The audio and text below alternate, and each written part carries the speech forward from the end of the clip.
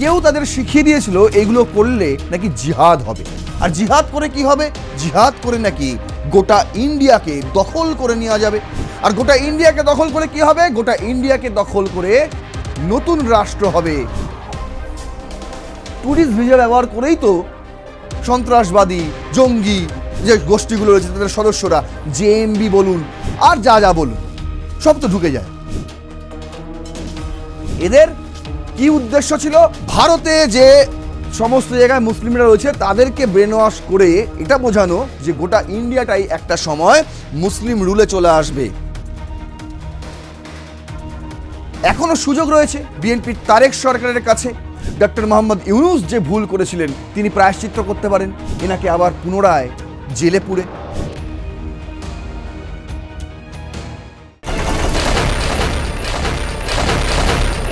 যদি কোনো জাতিকে ধ্বংস করতে চাও সেই জাতিকে আর সব কিছু দিও, শুধু শিক্ষা দিও না। এই উক্তিটি করে গিয়েছিলেন মহান নেলসন ম্যান্ডেলা। তিনি যে কতটা দূরদৃষ্টি সম্পন্ন ব্যক্তি ছিলেন তা এখন হাড়ে হাড়ে টের পাচ্ছে বাংলাদেশ। কেন বাংলাদেশের নাম নিলাম? তার কারণ বাংলাদেশ ঠিক ওই একই পথে হেঁটে চলেছে। এই মুহূর্তে বাংলাদেশে শিক্ষা নেই, এই মুহূর্তে বাংলাদেশে দীক্ষা নেই, যেটা আছে সেটা হচ্ছে হিজরাত। কি জিনিস হিজরাত? চলুন পুরো বিষয়টা দেখুন, আপনি জানতে পেরে যাবেন। আর এমত অবস্থায় দাঁড়িয়ে বাংলাদেশ একটা স্বপ্ন দেখছে, যে স্বপ্নটা দিবা স্বপ্ন বলতে পারেন। সেই স্বপ্নটা হলো গজবাতুল হিন্দের।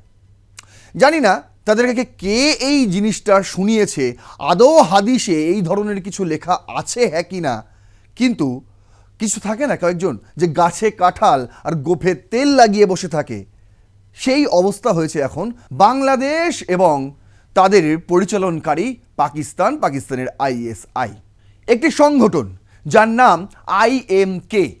এই IMK স্থাপন হয়েছিল 2017-18 সময়। তারপর থেকে তারা কর্মকাণ্ড শুরু করেছিল বাংলাদেশের ভূমিতে, বিশেষ করে পশ্চিমবঙ্গ লাগোয়া সীমান্ত এলাকায়। পরবর্তীতে তারা এই পশ্চিমবঙ্গে অনুপ্রবেশ করে এবং তাদের ষড়যন্ত্র ছিল, ব্লুপ্রিন্ট ছিল পশ্চিমবঙ্গ সহ আসাম, ত্রিপুরা এই সমস্ত এলাকাগুলিতে, বাংলাদেশ লাগোয়া ভারতীয় রাজ্যগুলিতে বিশৃঙ্খলা ছড়ানো, অস্থিরতা ছড়ানো, সন্ত্রাসবাদী কার্যকলাপ করা। এগুলো করে কি হবে? কেউ তাদের শিখিয়ে দিয়েছিল এগুলো করলে নাকি জিহাদ হবে। আর জিহাদ করে কি হবে? জিহাদ করে নাকি গোটা ইন্ডিয়াকে দখল করে নেওয়া যাবে। আর গোটা ইন্ডিয়াকে দখল করে কি হবে? গোটা ইন্ডিয়াকে দখল করে নতুন রাষ্ট্র হবে। সেই রাষ্ট্রের নাম হবে গজওয়াতুল হিন্দ। আপাতত সে ঘুরে বালি। কেন বলছি? তার কারণ আপনারা জানেন যে আজ থেকে শুরু হচ্ছে ভারত বাংলাদেশের আবার নতুন করে ভিসা পরিষেবা। কেন বলছি, এই কথাটা কেন উল্লেখ করলাম? শুরু হচ্ছে মানে গত 2 বছর ধরে বন্ধ ছিল, তারপর শুরু হচ্ছে। সেটা কি অত সহজেই শুরু হয়ে যাবে? দেখুন এই যে ঘোষণাটা, এই ঘোষণাটাও করেছেন বাংলাদেশে নিযুক্ত ভারতের নবনিযুক্ত রাষ্ট্রদূত দীনেশ ত্রিবেদী। কিন্তু তিনি যে ঘোষণাগুলো করেননি সেটাও আজকে আপনাদের এই এপিসোডে আমি দেখাবো। তাহলে চলুন শুরু করছি রণক্ষেত্র। আপনাদের সঙ্গে রয়েছে আমি নারায়ণ। আজ আমাদের হেডলাইন যে গজবাতুলের দিবা স্বপ্ন। আপনারা জানেন কি জানি না যে এই মুহূর্তে দীনেশ ত্রিবেদী বাংলাদেশে ভারতীয় নবনিযুক্ত রাষ্ট্রদূত তো বটেই, একই সঙ্গে তাকে পূর্ণমন্ত্রীর মর্যাদাও দিয়েছে ভারতের কেন্দ্রের মোদী সরকার। এতে কি পরিবর্তন হতে পারে? ভারত বাংলাদেশের সম্পর্কে কতটুকু কি সমস্যা বা সমাধান কি হতে পারে সেটাও আজকে তুলে ধরবো আজকের এই এপিসোডে। চলুন শুরু করছি রণক্ষেত্র। দেখুন প্রথম স্লাইডেই আমি রেখেছি যে নতুন করে পুনরায় যে ভিসা চালু হচ্ছে আজ থেকেই সেটা শুরু হয়ে গেল সেই বিষয়টা। এটা কিন্তু ঘোষণা করেছিলেন দীনেশ ত্রিবেদী গত 25শে জুন। কি বলেছিলেন তিনি? দেখুন হেডলাইনটা করেছে the Print, India resumes tourist visas for Bangladesh as envoy to Dhaka, Dinesh Trivedi elevated to cabinet rank. India announced Thursday that it is resuming the issuance of tourist visa for Bangladeshi nationals hours after Dinesh Trivedi, the Indian High Commissioner in Dhaka, presented his credential to President of Bangladesh. বাংলাদেশের প্রেসিডেন্টের সঙ্গে সাক্ষাৎ পর্বের পরই দীনেশ ত্রিবেদী বাংলাদেশের নবনিযুক্ত রাষ্ট্রদূত, ভারতীয় রাষ্ট্রদূত, তিনি ঘোষণা করেছেন যে এবার থেকে ভারত বাংলাদেশের যে ভিসা পরিষেবা বন্ধ ছিল এতদিন তা আবার পুনরায় চালু হচ্ছে। দ্বিবেদী rank has also been assigned the status equivalent of a union cabinet minister in the table of precedence for ceremonial functions. দেখুন, ইতিমধ্যেই কিন্তু আনুষ্ঠানিকভাবে ঘোষণা হয়ে গিয়েছেন এবং দীনেশ ত্রিবেদীকে ইউনিয়ন ক্যাবিনেট মিনিস্ট্রির সমতুল্য মর্যাদা দিয়ে টেবিল অফ প্রিসিডেন্স ঘোষণা করা হয়েছে। আর সেখান থেকেই কিন্তু দায়িত্ব বেড়ে গিয়েছে দীনেশ ত্রিবেদীর। আর সেই দায়িত্ব পাওয়ার সঙ্গে সঙ্গেই তিনি ঘোষণা করেছেন যে I am coming straight to the Indian visa application centre IVAC from the honourable রাষ্ট্রপতি's premises. I am very happy to announce that we are resuming our normal visa applications for tourist visa, which can be submitted from 28th June, Trivedi said while speaking at the IVEC. অর্থাৎ আজ থেকেই শুরু হয়ে যাচ্ছে ভারত বাংলাদেশের মধ্যে tourist visa পরিষেবা, যেটা এতদিন বন্ধ ছিল। তিনি এর আগে আইভেক থেকে ঘুরে এসেছেন এবং প্রেসিডেন্টের সঙ্গেও দেখা করে এসেছেন এবং দেখা করার পরেই তিনি এই ঘোষণা করেছেন। দেখুন, বাংলাদেশি পত্রিকা দ্য ডেইলি স্টার তারাও খবর করেছে, বলছে India reopens tourist visas for Bangladeshis after nearly 2 years, প্রায় 2 বছরের মাথায় এসে। সেই 24-এর 5ই আগস্টের পর বন্ধ হয়েছিল। কেন বন্ধ হয়েছিল তারও বেশ কয়েকটি কারণ রয়েছে। এক তো ভারত বিরোধী মন্তব্য, তারপর সে প্রান্ত থেকে মানে ওপার বাংলা থেকে এপার বাংলায় অনুপ্রবেশের ঘটনা বেড়ে গিয়েছিল, বিশেষ করে সন্ত্রাসবাদী কার্যকলাপ যারা করে তাদের মধ্যে এই সমস্ত বেড়ে গিয়েছিল। হু হু করে ঢুকছিল সেই সময়, যাতে যত রকম ভারতে অস্থিরতা ছড়ানো যায় সেই সমস্ত ষড়যন্ত্র তাদের পরিকল্পনা ছিল। শুধু কি তাই, বাংলাদেশে ভারতীয় ভিসা সেন্টারে সেখানে পর্যন্ত হামলা চালিয়েছিল কিছু মৌলবাদীরা। আর পরেই কিন্তু আমরা বন্ধ করে দিয়েছিলাম সমস্ত রকম ট্যুরিস্ট ভিসা। তবে কিছু ক্ষেত্রে মেডিকেল ভিসা ইস্যু হচ্ছিল, তার কারণ ভারত অমানবিক নয়, চিকিৎসার জন্য যারা বাংলাদেশ থেকে ভারতে আসছিল তাদেরকে আসতে দেওয়া হচ্ছিল। এই মুহূর্তে দাঁড়িয়ে যখন আবার নতুন করে পুনরায় শুরু হলো, তখন বেশ কয়েকটি বিষয়ে নজর রাখা সেই জন্য খুব জরুরি। কি কি বিষয়ে নজর রাখা হচ্ছে বলছে, ভারত বিরোধীদের প্রবেশে আশঙ্কা ও নিরাপত্তা। দেখুন, হু হু করে ঢুকে যেতে পারে। ট্যুরিস্ট ভিসা চালু হয়েছে, আর এই ট্যুরিস্ট ভিসা ব্যবহার করেই তো সন্ত্রাসবাদী, জঙ্গি যে গোষ্ঠীগুলো রয়েছে তাদের সদস্যরা, জেএমবি বলুন আর যা বলুন সব তো ঢুকে যায় ট্যুরিস্ট ভিসাকে সম্বল করে। তারপর আর ভারত ছাড়ে না। তারপর ভারতে নাশকতামূলক কার্যক্রম চালায়, হামলা করার একটা ষড়যন্ত্র তৈরি করে। শেখ হাসিনার সরকার পতনের পর অ্যাকচুয়ালি ভারতীয় মিশন, সাংস্কৃতিক কেন্দ্র ও ভিসা সেন্টারে হামলা ও ভারতের বিরোধী বিক্ষোভ ঘটছিল। এ কারণেই ভিসা সেবা স্থগিত রাখা হয়েছিল। বর্তমানে ভিসা পুনরায় চালু হলেও ভারত সতর্কতামূলক ব্যবস্থা নিচ্ছে। কীরকম? যেমন ভিসা স্ক্রুটিনি কড়াভাবে করা হচ্ছে, যাচাই প্রক্রিয়া যেমনটা হয়েছিল প্রধানমন্ত্রীর উপদেষ্টার ক্ষেত্রে, ঠিক তেমনটাই হচ্ছে সব কিছুর ক্ষেত্রেই। ব্যাকগ্রাউন্ড চেক ও ইন্টেলিজেন্স ইনপুট নেওয়া হচ্ছে। সন্দেহভাজন প্রোফাইল বা রেকর্ড থাকলে ভিসা প্রত্যাখ্যান করা হচ্ছে। সীমান্ত নিয়ন্ত্রণ ও ইমিগ্রেশন চেকিং জোরদার করা হচ্ছে। এর ফলে এতদিন পর্যন্ত 2024-এর 5ই আগস্টের পর পর্যন্ত, এই যে 26-এ যতদিন চালু ছিল ধরুন ট্যুরিস্ট ভিসা, ততদিন যারা মুখ লুকিয়ে ঢুকে পড়েছে এখানে, বিশেষ করে জঙ্গি কার্যকলাপে যারা যুক্ত, তারা যাতে এইবার এই পুনরায় ভিসা চালু হওয়ার পর আর ঢুকতে না পারে, এই ধরনের কিছু মেটেরিয়াল তারা যাতে ভারতে প্রবেশ করতে না পারে, সেটা নিশ্চিত করার জন্যই কিন্তু এই ধরনের স্ক্রুটিনি করা হচ্ছে। কেন বলছি? দেখুন, যেদিন আমাদের রাষ্ট্রদূত বা ভারতীয় রাষ্ট্রদূত বাংলাদেশে নবনিযুক্ত দীনেশ ত্রিবেদী এটি অ্যানাউন্স করেন, এই ভিসা পুরো পরিষেবা পুনরায় চালু করার যে ঘোষণা তিনি দেন, যেদিন দেন ঠিক তার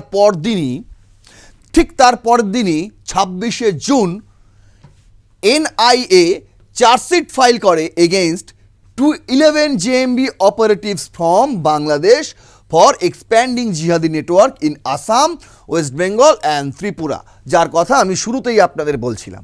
এরকম 11 জনকে অ্যারেস্ট করা হয়েছিল 2025 সালে, যাদের জেএমবির সঙ্গে যোগ রয়েছে এবং আসাম, ওয়েস্ট বেঙ্গল ও ত্রিপুরায় তারা জিহাদি নেটওয়ার্ক স্থাপন করছিল। এই রকম 11 জনের বিরুদ্ধে 26শে জুন চার্জশিট পেশ করা হয়। কি রয়েছে সেই চার্জশিটে সেটাও আপনাদের পড়ে শোনাই। দেখুন, প্রথমে বলছে earlier in January this year the accused linked to offshoot group ইমাম মাহমুদের Kafila IMK, a splinter of JMB, revealed plans to recruit youths, raise fund and fuel violent activities in Assam and Tripura. দেখুন, জানুয়ারিতে এরকম কয়েকজনকে খুঁজে পাওয়া গেছিল যাদেরকে অ্যারেস্ট করা হয়েছিল অ্যাকচুয়ালি ডিসেম্বরের 2025-এর ডিসেম্বরে। তাদের মধ্যে কয়েকজনের লিঙ্ক পাওয়া গেছে ইমাম মাহমুদের কাফিলা IMK বলে একটি গ্রুপের সঙ্গে, যে গ্রুপটি অ্যাকচুয়ালি JMBর স্প্লিন্টার বলা হচ্ছে। তারা কি করত? তারা যুবকদের একত্রিত করত, আর ফান্ড রাইজিং করত, আর ফুয়েল ভায়োলেন্ট অ্যাক্টিভিটিস করত। কোথায়? আসাম আর ত্রিপুরায়। চার্জশিটে কি রয়েছে? বলছে investigations revealed that the network active since 2018 সাল থেকে এই IMK নেটওয়ার্ক অ্যাক্টিভ রয়েছে। কোথায়? Targeted young people in district like Barpeta, Chirang, Baksa and Darang, using social media platforms such as YouTube and Telegram to spread fake religious propaganda. মিথ্যে খবর প্রচার করা হতো ইউটিউব এবং টেলিগ্রামের মাধ্যমে এই সমস্ত এলাকাতে 2018 সাল থেকে যারা অহিন্দু, বলতে পারেন মুসলিম, তাদেরকে ব্রেন ওয়াশ করানো হতো। বলছে one key accused Nasimuddin alias Tamim of Barpeta reportedly become the admin of the Telegram group named Purbo Akash, where members were indoctrinated with message urging jihad under the guise of religious duty. পূর্ব আকাশ নামে একটি টেলিগ্রাম চ্যানেল ছিল, যেই চ্যানেলের head ছিলেন নাসিমউদ্দিন। এই নাসিমউদ্দিনকে ইতিমধ্যেই গ্রেপ্তার করা হয়েছে। এই 11 জনের মধ্যেই তিনি একজন, যার সঙ্গে বরপেটার তামিমের যোগাযোগ হতো, এবং এই পূর্ব আকাশ টেলিগ্রাম চ্যানেলের মাধ্যমেই কিন্তু ইউথদের মনোরঞ্জন করা হতো, তাদের কাছে টানার জন্য সেই আকৃষ্টতম মেসেজ দেওয়া হতো। Interrogation revealed that the IMK network aim to implement the ideology of Ghazwatul Hind, calling for Muslim rule over India. বলছে IMK নেটওয়ার্কের মূল উদ্দেশ্য কি ছিল? মূল উদ্দেশ্যই ছিল গজওয়াতুল হিন্দ তৈরি করা, বিশেষ করে ভারতে যে সমস্ত জায়গায় মুসলিমরা রয়েছে তাদেরকে ব্রেন ওয়াশ করে এটা বোঝানো যে গোটা ইন্ডিয়াটাই একটা সময় মুসলিম রুলে চলে আসবে। Members circulated fake religious text, recruited local youths and collected fund to support their extremist activities. বলছে কি, তারা রিলিজিয়াস টেক্সট করতো, মানে ধর্মীয় প্রচার যত রকমভাবে, সেটা মিথ্যেও হতে পারে, সেটা হয়তো কোনো কোরআনেই লেখা নেই, কোনো হাদিসেই লেখা নেই, সেই সমস্ত জিনিস তারা তুলে তুলে টেক্সট করতো লোকাল ইউথদের, যাদের ব্রেন ওয়াশ করতে পারে, এবং তাদের কাছ থেকেই কালেক্ট করতো ফান্ড, যে টাকা দরকার, চাঁদা তোলো। কেন? তার কারণ ভারতে আমরা অভিযান করব, গজওয়াতুল হিন্দ বানাবো। আচ্ছা, investigations further showed that some accused travelled two Bangladesh for training and coordination with the groups leadership, এবং তাদেরকে বাংলাদেশে নিয়ে যাওয়া হতো, সেখানে প্রশিক্ষণ দেওয়া হতো, জঙ্গি ট্রেনিং দেওয়া হতো।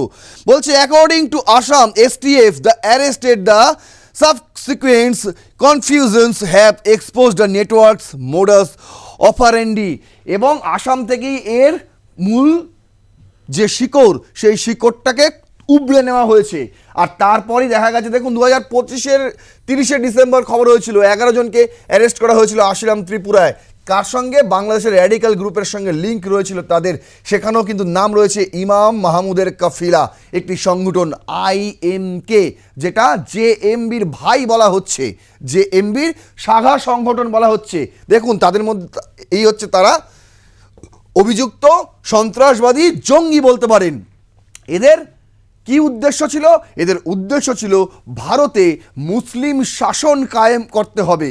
কীভাবে করতে হবে?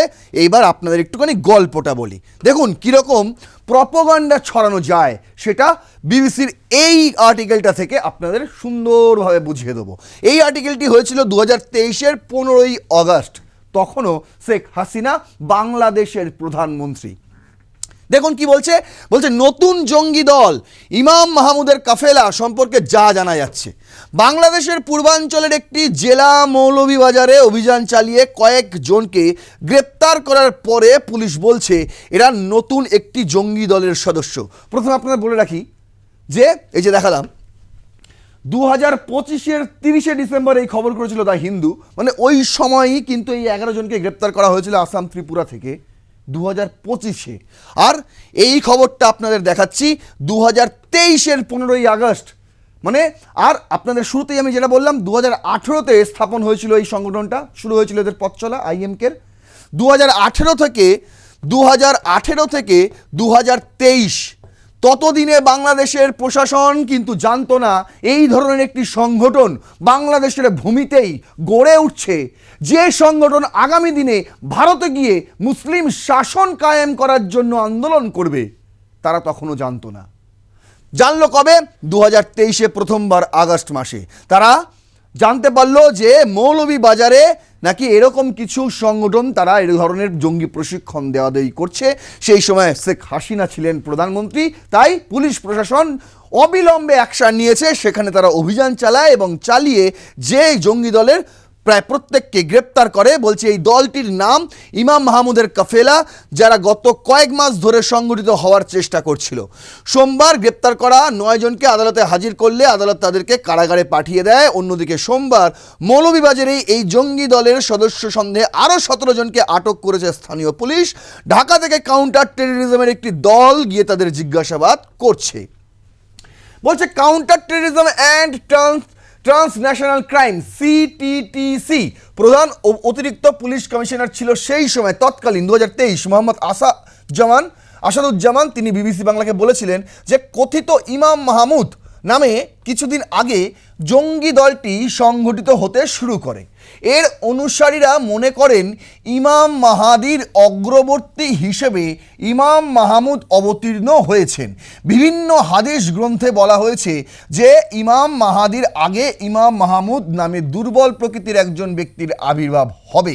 ভাবুন, জানি না হাদিসে এই খবর লেখা রয়েছে কিনা, যদিও এই খবর প্রকাশ্যে আসার পর বাংলাদেশে শীর্ষস্থানীয় ইমাম যারা তারা কিন্তু এটাকে অস্বীকার করেছে। তারা বলেছে হাদিস গ্রন্থে এমন কিছু ইমাম মাহমুদের কথা কিছু লেখা নেই। ইমাম মাহাদির কথা লেখা থাকলেও ইমাম মাহমুদের কথা কোথাও কিছু লেখা নেই। কিন্তু এখানে বলা হচ্ছে যারা এই ইমাম মাহমুদের কাফেলা নামে এই জঙ্গি সংগঠনটির সদস্য, তারা মনে করে যে ইমাম মাহমুদ বলে একজন ইমাম রয়েছে, যে ইমাম মাহাদির আগে আসবে এবং সেই হতে পারে সে দুর্বল প্রকৃতির একজন রুগ্ন মানুষ হতে পারে, কিন্তু সেই প্রধান নেতৃত্ব দেবে ইন্ডিয়ায় মুসলিম শাসন কায়েম করার জন্য। বলছে কি এই কথিত ইমাম মাহমুদের দলকে বলা হতো কাফেলা। তাদের বিশ্বাস ইমাম মাহমুদের নেতৃত্বে ভারতীয় উপমহাদেশে জিহাদের নেতৃত্ব দেওয়া হবে। তাতে অংশ নেওয়ার প্রথম ধাপ হলো হিজরাত বা গৃহত্যাগ করে দলে যোগ দেওয়া। মানে কি, আপনি বাড়িতে থাকতে পারবেন না, আপনাকে ওই শিবিরেই থাকতে হবে, জঙ্গি শিবিরেই থাকতে হবে। সকাল থেকে উঠে আপনাকে প্রশিক্ষণ নিতে হবে, রাত পর্যন্ত প্রশিক্ষণ নেবেন, সেখানেই রান্নাবান্না হবে, সেখানেই খাওয়া দাওয়া, সেখানেই স্নান, সেখানেই ঘুমিয়ে পড়তে হবে। আপনি বাড়ি আসতে পারবেন না, গৃহত্যাগ করেই আপনাকে প্রশিক্ষণ নিতে হবে। সেটাকে বলা হচ্ছে হিজরাত, যেটা আমি শুরুতেই আপনাদের বলেছিলাম যে শিক্ষা নেই দীক্ষা নেই। এই মুহূর্তে বাংলাদেশে কি আছে? শুধু হিজরাত আছে। যারা এভাবে জিহাদে অংশ নেবে তারা পরকালে পুরস্কার প্রাপ্ত হবে, এই বিশ্বাস। মানে পরকালে আপনি যখন মরে যাবেন, যখন আপনার শরীরে প্রাণ থাকবে না, তখন আপনি পুরস্কার পাবেন। এই পুরস্কার কে দিয়ে যায় এসে ভগবান জানে। এই বিশ্বাস থেকে বিভিন্ন এলাকার লোকজন বাড়ি ছেড়ে মৌলভীবাজারের দুর্গম পাহাড়ি এলাকায় জঙ্গিদের ক্যাম্পে হাজির হচ্ছিল একে একে। আর যখন খোঁজ পাওয়া যায় তখন গ্রেপ্তারও করা হয় একে একে। ঠিক আছে, সেই সময় কি বললাম, শেখ হাসিনার সরকার ছিল বাংলাদেশে। তারপর পালাবদল হয়, গণ অভ্যুত্থান হয়, মানে ওই আর কি অভ্যুত্থান একটা হয়। তারপর চলে আসে ডক্টর মোহাম্মদ ইউনূসের সরকার। আর সেই উপদেষ্টা সরকার আসার পর একের পর এক জঙ্গিদের যেমন জেল থেকে ছেড়ে দেওয়া হচ্ছিল, ঠিক সেই লিস্টে ছিল ইমাম মাহমুদও। অ্যাকচুয়ালি ইমাম মাহমুদ একজন ব্যক্তি, এবং সেই ব্যক্তি হচ্ছে এই ইমাম মাহমুদের কাফেলা, এই জঙ্গি গোষ্ঠীর প্রধান ব্যক্তি। এবং তিনি নিজেকে তার সমর্থকদের কাছে নিজেকে প্রায় ঈশ্বর তুল্য ভাবাতেন, যে আমি আপনাদের আল্লাহ, আমাকে আল্লাহ মেনে নিন, আমি সেই ইমাম, যে ইমাম হতে পারে আমি রুগ্ন সুগ্ন, এই হচ্ছে সেই ব্যক্তি। দেখে তো মনে হচ্ছে না রুগ্ন শুগ্ন, দুর্বল ব্যক্তি দেখে তো আমার মনে হচ্ছে না। যদিও এটা 2023-এর ছবি, সাম্প্রতিককালে তার ছবি পাওয়া যায় না। তিনি এখন গা ঢাকা দিয়ে রয়েছেন জেল থেকে ছাড়া পাওয়ার পর। ডক্টর মোহাম্মদ ইউনূসের আমলে তিনি জেল থেকে ছাড়া পেয়েছেন এবং পরবর্তীকালে তার যা উদ্দেশ্য ছিল আসাম, ত্রিপুরা, ওয়েস্ট বেঙ্গলে তার নেটওয়ার্ক বিস্তার করা, সেই নেটওয়ার্ক তিনি বিস্তার করছিলেন এবং করছেনও, এখনও করছেন। সেখান থেকে 11 জনকে গ্রেপ্তার করা হয়েছে, কিন্তু এখনও একে গ্রেপ্তার করা হয়নি। এই গা ঢাকা দিয়ে রয়েছে, কিন্তু কেউ গ্রেপ্তার করা হবে আগামী দিনে, এটুকু জেনে রাখুন। যখন কান টানা হয়েছে তখন মাথাও ঠিক আসবে। কিন্তু অ্যাকচুয়ালি এই ইমাম মাহমুদ কোথা থেকে এলেন, এই ব্যক্তি অ্যাকচুয়ালি কে, সেই পরিচয়টা আপনাদের এখানে দিচ্ছি। এর নাম হচ্ছে actually Jewel Ali, the founder of ইমাম মাহমুদের কাফেলা ইন বাংলাদেশ। জুয়েল আলী, এর আসল নাম হচ্ছে জুয়েল আলী, এটা ভালো করে ভেবে নিন।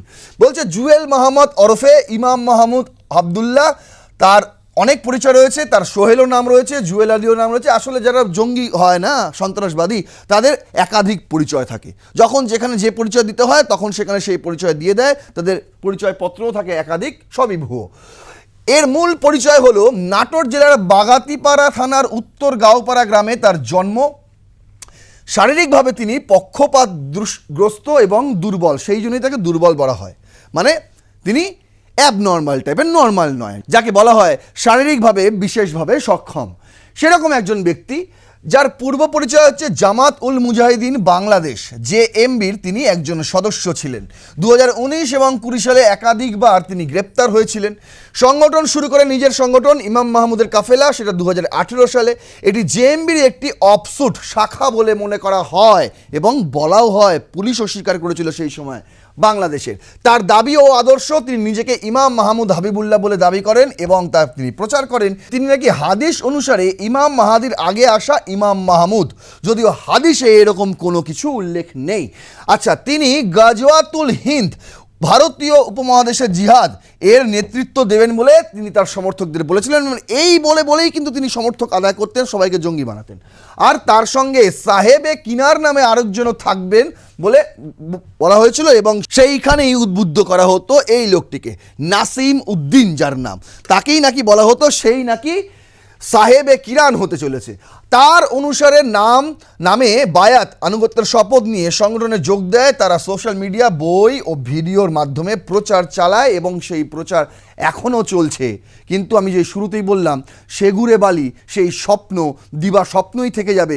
ওই যে গাছে কাঁঠাল গোপে তেল, সেই তেল শুকিয়ে যাবে কিন্তু কাঁঠাল আর ফলবে না গাছে, এতটুকু আমি কথা দিয়ে বলতে পারি। কারণ হচ্ছে কি, দীনেশ ত্রিবেদীকে পূর্ণমন্ত্রীর একটি সমতুল্য মর্যাদা দেওয়া, আর সেখান থেকেই কিন্তু অনেক রকম সমীকরণ দেখা যাবে আগামী দিনে, যা আপনি ভাবতেও পারছেন না। তখন এই চ্যাংড়া পুচকে, শারীরিকভাবে বিশেষভাবে সক্ষম, নিজেকে দুর্বল বলে জিহাদি নেতা হিসেবে প্রতিষ্ঠা করে দেওয়া হবে, এমনটা আর হবে না। আমি বলছি তো, সেই দিন আর বেশি দূরে নেই যেখানে এবার এই মাথাটাও চলে আসবে ভারতের হাতে, সেই দিন আর বেশি দূরে নেই। এখনও সুযোগ রয়েছে বিএনপির তারেক সরকারের কাছে। ডক্টর মোহাম্মদ ইউনূস যে ভুল করেছিলেন তিনি প্রায়শ্চিত্ত করতে পারেন, এনাকে আবার পুনরায় জেলে পুরে। যদি তিনি না করেন, তাহলে যদি সোজা আঙুলে ঘি না ওঠে, তাহলে আঙুল বেঁকাতে ভারত জানে। আশা করি এই ভিডিওটি ইনফরমেটিভ লেগেছে, তাহলে অবশ্যই শেয়ার করবেন, আরও 5 জনকে দেখার সুযোগ করে দেবেন।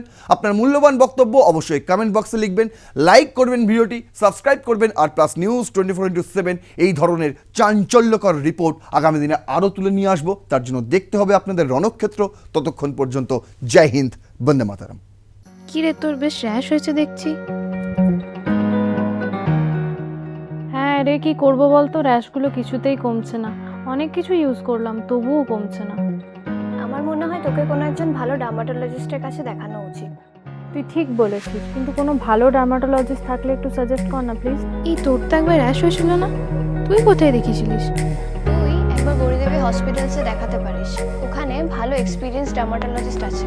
আমারও সেম প্রবলেম হয়েছিল, এখন ওখানে ট্রিটমেন্ট নিয়ে আমি এখন ঠিক আছি।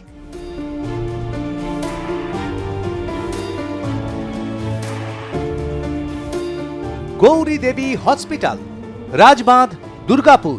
যোগাযোগ 8001003333, 8001113333। 33